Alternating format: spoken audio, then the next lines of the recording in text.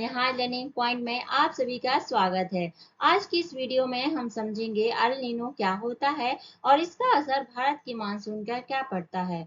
तो El Nino क्या है, ला नीना क्या है, आइए जानते हैं। अल नीनो प्रशांत महासागर के मध्य पूर्वी भाग का पानी सामान्य से ज्यादा गर्म हो जाता है, तो उसे अल नीना कहते हैं। भारत में मानसून कमजोर पड़ सकता है, बारिश कम होती है, सूखे जैसी स्थिति हो जाती है, तापमान बढ़ जाता है और उसकी वजह से खेती में भी असर पड़ता है। तो अल नीनो की वजह से एक तो मानसून कमजोर हो जाता है, बारिश कम होती है, सूखे की स्थिति होती है, तापमान बढ़ जाता है और खेती पर असर करता है। वहीं दूसरी तरफ ला नीना वही समुद्री पानी सामान्य से ज्यादा ठंडा हो जाता है, तो इसे ला नीना कहते हैं। भारत में मानसून मजबूत होता है, अच्छी और अधिक वर्षा होती है, कृषि उत्पादन भी बढ़ने की संभावना होती है, तो इसे ला नीनो कहते हैं। अल नीनो में क्या है? अल नीनो का मतलब है कम बारिश, ला नीनो का मतलब है ज्यादा बारिश। अल नीनो मीन्स मानसून का दुश्मन और ला नीनो मीन्स मानसून का दोस्त। तो अल नीनो क्या होता है? जब पानी सामान्य से ज्यादा गर्म हो जाता है तो उसे अल नीनो कहते हैं। कम कम पानी होता है, कम बारिश होती है, सूखे जैसी स्थिति होती है, तापमान बढ़ जाता है और मानसून का उसे दुश्मन माना जाता है। वहीं दूसरी तरफ ला नीना ज्यादा बारिश होती है, ज्यादा बारिश की वजह से मानसून भी मजबूत होता है, अच्छी और अधिक वर्षा होती है, कृषि उत्पादन बढ़ने की संभावना होती है, तो यह मानसून का दोस्त इसे कहते हैं। आइए जानते हैं अल नीनो और वैश्विक तनाव मिलकर 2026 की अर्थव्यवस्था को कैसे प्रभावित करते हैं। क्या दुनिया 2026 में एक बड़ी आर्थिक संकट की ओर बढ़ रही है? एक तरफ अल नीनो की वजह से बढ़ती गर्मी, सूखा, खाद्य संकट का खतरा, तो दूसरी तरफ भू राजनीतिक तनाव वैश्विक व्यापार और सप्लाई चेन को प्रभावित करता है। क्या महंगाई फिर से बढ़ेगी? क्या खाद्यान्न और ऊर्जा की कीमतों में उछाल आएगा? और इसका असर भारत की अर्थव्यवस्था और आम लोगों की जेब पर कितना पड़ेगा? वीडियो के अंत तक जरूर देखें। भारत की कृषि पर दो तरफ से दबाव बढ़ रहा है। एक ओर एल नीनो के कारण कमजोर मानसून और सूखे का खतरा है, जिसमें फसलों का उत्पादन प्रभावित हो सकता है, तो दूसरी तरफ भू राजनीतिक तनाव, जिसमें अमेरिका ईरान विवाद वैश्विक व्यापार और सप्लाई चेन में बाधा पैदा कर सकता है, क्योंकि भारतीय कृषि देश की जीडीपी में 15% योगदान देती है और करीब 45% लोगों को रोजगार देती है। इसीलिए इन बाहरी झटकों का सीधा असर भारत के किसानों और ग्रामीण अर्थव्यवस्था पर पड़ सकता है। अब देखते हैं कि एल नीनो आखिर भारत के मानसून और कृषि को किस तरह से प्रभावित करता है। अल नीनो क्या है और यह क्यों खतरनाक है? एल नीनो एक ऐसी जलवायु घटना है जिसमें प्रशांत महासागर का पानी सामान्य से ज्यादा गर्म हो जाता है। इससे भारत की ओर आने वाली मानसूनी हवाएं कमजोर पड़ जाती हैं और बारिश कम हो सकती है। मतलब अल नीनो का मतलब है कि जो प्रशांत महासागर का सामान्य पानी है वह सामान्य से भी ज्यादा गर्म हो जाता है। इसकी वजह से भारत में जो हवाएं आएंगी, जो मानसूनी हवाएं आएंगी, वह बहुत कमजोर हो सकती हैं और बारिश कम हो सकती है। कम बारिश के कारण सूखे का खतरा होगा, फसलों को नुकसान होगा और खाद्यान्न की कीमतों में बढ़ोतरी होगी। यही कारण है कि एल नीनो को भारत की कृषि और अर्थव्यवस्था के लिए एक बड़ा खतरा माना जाता है। 1950 के बाद से कई बार एल नीनो के दौरान भारत में सूखे जैसी स्थिति पैदा हो गई है।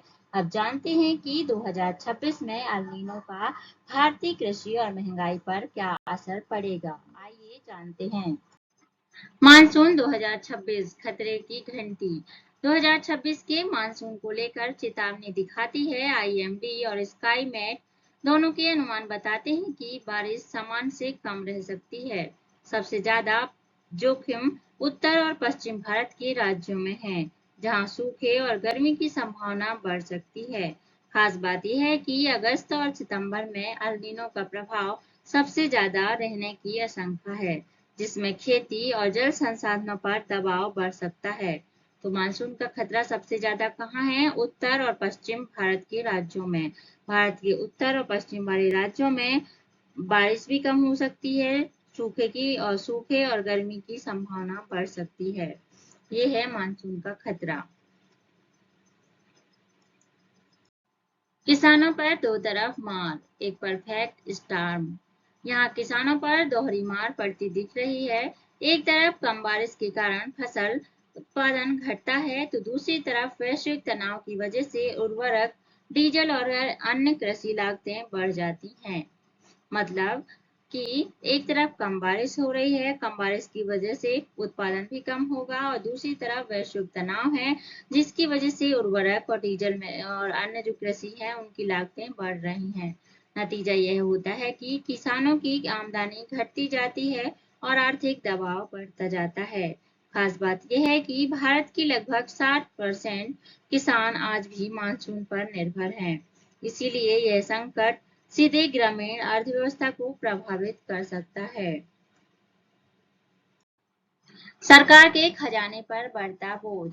इस संकट का असर सिर्फ किसानों तक सीमित नहीं रहेगा, बल्कि सरकार के खजाने पर भी भारी बोझ डाल सकता है। कम उत्पादन की भरपाई के कारण महंगे आयात करने पड़ेंगे और उर्वरक सब्सिडी का खर्च भी बढ़ेगा। साथ ही ग्रामीण संकट बढ़ने पर मनरेगा जैसी योजनाओं पर अतिरिक्त खर्च करना पड़ सकता है। यानी 2026 में सरकार को विकास और राहत दोनों मोर्चा पर ज्यादा पैसा खर्च करना पड़ सकता है। लेकिन बड़ा सवाल यह है कि क्या यह चुनौतियां भारत की पूरी अर्थव्यवस्था को प्रभावित करेंगी? आगे जानते हैं, आइए। महंगाई का बढ़ता चक्र, खेत से बाजार तक। महंगाई का यह चक्र खेत से शुरू होकर सीधे बाजार तक पहुंचता है। जब खराब मानसून की वजह से खरीफ फसलों का उत्पादन घटता है, तो खाद्य पदार्थों की कमी होने लगती है। कम आपूर्ति और बढ़ती मांग के कारण कीमतें तेजी से बढ़ती हैं, जिससे खाद्य महंगाई पूरे बाजार को प्रभावित करती है। यानी खेत में हुआ नुकसान आखिरकार आम जनता की जेब पर असर डालता है। मतलब अगर महंगाई बढ़ रही है, मतलब कि इसका मतलब है कि खेत से बाजार तक जो हो रहा है उसके बारे में है कि जब खराब मानसून रहेगा तो खरीफ की फसलों में मतलब फसलें क्या होंगी, कम हो जाएंगी, उत्पादन घटेगा और खाद्य पदार्थों की कमी हो जाएगी, जिसकी वजह से आपूर्ति कम होगी और बढ़ती मांग बढ़ेगी।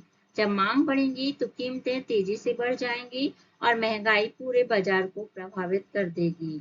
मतलब खेत में हुआ नुकसान आखिरकार आम जनता की जेब पर भी असर डालेगा।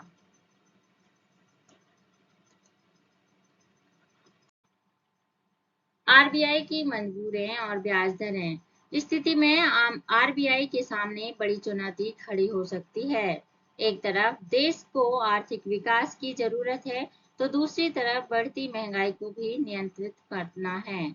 अगर एल्नीनो और हीट वेव की वजह से खाद्य महंगाई बढ़ती है, तो आरबीआई ब्याज दरें घटाने की वजह बढ़ा भी सकता है।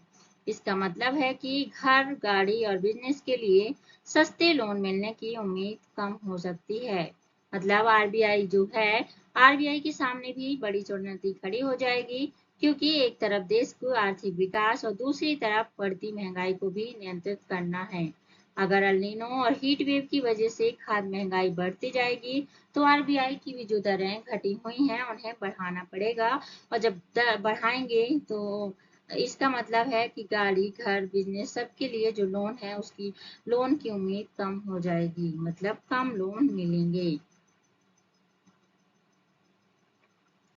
हर संकट में कुछ सेक्टर जीतते हैं तो कुछ को नुकसान खाना पड़ता है। बढ़ती गर्मी और महंगाई के बीच AC, fridge, cooler, cold drink और सन केयर उत्पाद बनाने वाली कंपनियों की मांग बढ़ सकती है। वहीं दूसरी तरफ ग्रामीण आय कमजोर होने पर ट्रैक्टर, दोपहिए वाहन या ग्रामीण एफएमसीजी, चाय, कॉफी या एचयूएल ट्रैक्टर, इन सबके सेक्टर की बिक्री प्रभावित हो सकती है। यानी 2026 का यह संकट कुछ कंपनियों के लिए अवसर होगा, तो कुछ के लिए चुनौतियां बन सकता है। मतलब कुछ के लिए फायदेमंद होगा, तो किसी के लिए नुकसान भी हो सकता है। इस संकट का असर बैंकिंग सेक्टर तक भी पहुंच सकता है। खराब मानसून से किसानों की आय घटेगी, मतलब जो मानसून है या फिर हमारा अल नीनो है, इसका संकट बैंकिंग सेक्टर तक भी पहुंच सकता है। खराब मानसून से किसान की आय तो घटेगी, जिससे कई किसान कृषि और ट्रैक्टर के लोन की किस्तें समय पर नहीं चुका पाएंगे। इसका मतलब है कि जो ग्रामीण बैंकों में एनपीए है, यानी खराब ऋण बढ़ने का जो खतरा पैदा हो सकता है, जो पूरे वित्तीय तंत्र के लिए एक नई चुनौती बन सकती है।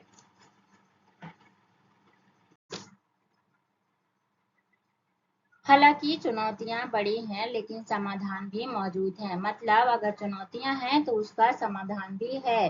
जैसे कम पानी में उगने वाली फसलों को बढ़ावा देना, जैविक खेती अपनाना, प्राकृतिक कीट नियंत्रण का उपयोग करना और जल संरक्षण पर जोर देना। मतलब टिकाऊ कृषि यानी सस्टेनेबल एग्रीकल्चर ही किसानों को जलवायु संकट और बढ़ती लागत से बचाने का सबसे मौजूद रास्ता है। अगर हमारे पास चुनौतियां बड़ी हैं तो हमारे पास रास्ते भी या समाधान भी मौजूद हैं। 2026 का आर्थिक परिदृश्य। दोस्तों, 2026 का आर्थिक परिदृश्य कुछ चुनौतियां और अवसरों का मिश्रण हो सकता है। कमजोर मानसून से कृषि उत्पादन प्रभावित हो सकता है। भू राजनीतिक तनाव जैसे देशों के बीच संघर्ष व्यापार सप्लाई चेन पर असर डाल सकता है। इन दोनों कारणों से खाद्य महंगाई बढ़ने की संभावना है, लेकिन अच्छी बात यह है कि ग्रामीण अर्थव्यवस्था में सुधार देखने को मिल सकता है, जिसमें मांग और आर्थिक गतिविधियों को समर्थन मिलेगा। इसीलिए भारत को इन चुनौतियों से निपटने के लिए मजबूत और प्रभावी नीतियों की आवश्यकता होगी। आपको क्या लगता है 2026 में भारत की अर्थव्यवस्था कैसी रहेगी? अपनी राय कमेंट में जरूर बताएं। वीडियो पसंद आया हो तो लाइक शेयर और सब्सक्राइब करना ना भूलें। धन्यवाद। वीडियो के अंत तक बने रहने के लिए धन्यवाद। वीडियो को लाइक करें, शेयर करें, कमेंट करें, चैनल को सब्सक्राइब जरूर करें। डिस्क्रिप्शन बॉक्स में टेलीग्राम और इंस्टाग्राम की लिंक दी गई है, उसे फॉलो जरूर करें ताकि आपको इसकी पीडीएफ मिल जाए। Thank you.